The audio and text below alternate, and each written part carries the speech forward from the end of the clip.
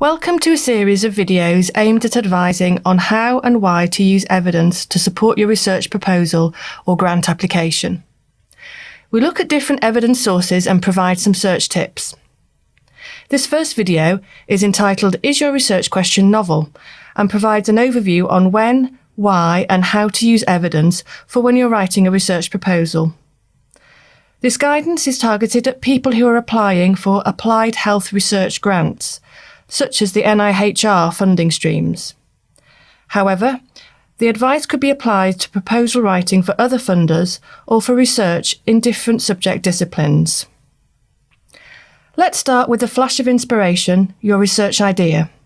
You've seen a problem and spotted a solution which needs to be developed and tested.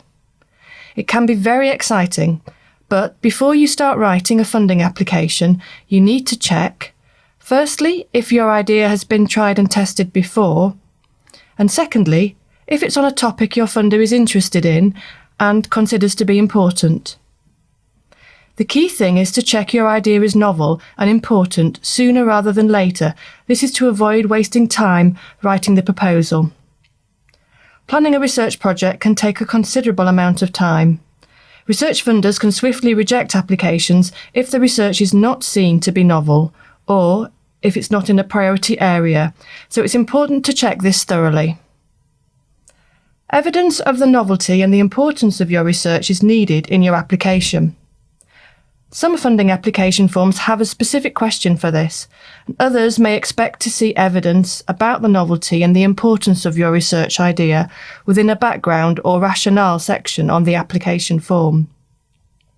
This NIHR proposal guidance asks for both a literature review and for text demonstrating the need for the research.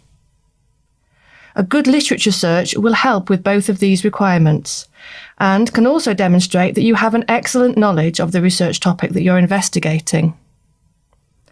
It's difficult to determine if an idea is completely novel or that there is a gap in evidence, but there are some information sources and search techniques there to help you. Finding systematic reviews on your topic and checking for any primary studies that are very similar to your question helps identify gaps in the published evidence.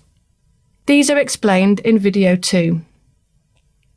A good starting point for you, though, is to check PubMed and Google with a simple search to show what studies are very easy to access. Be aware that funders may do their own quick searches of PubMed or Google to get familiar with evidence on your topic. So, be sure that you are aware of the studies that they are likely to see when exploring your research question. A quick Google search, though, is only the start. It's unlikely to show the current active research projects, the extent of the research gap, or whether your topic is being recommended by others. So follow the guidance in our other 3 videos for doing a more thorough search. There could be research happening right now. Perhaps someone is doing a very similar project to yours, but you're unaware of it because it's not in the usual databases or websites that you search. You are unlikely to get funding for research which is already happening. This information is more tricky to find, but the funders will be aware of other ongoing research, especially ones that they are funding. Video 3 looks at how to search resources which show active research projects and also how to find research projects that haven't yet published their results.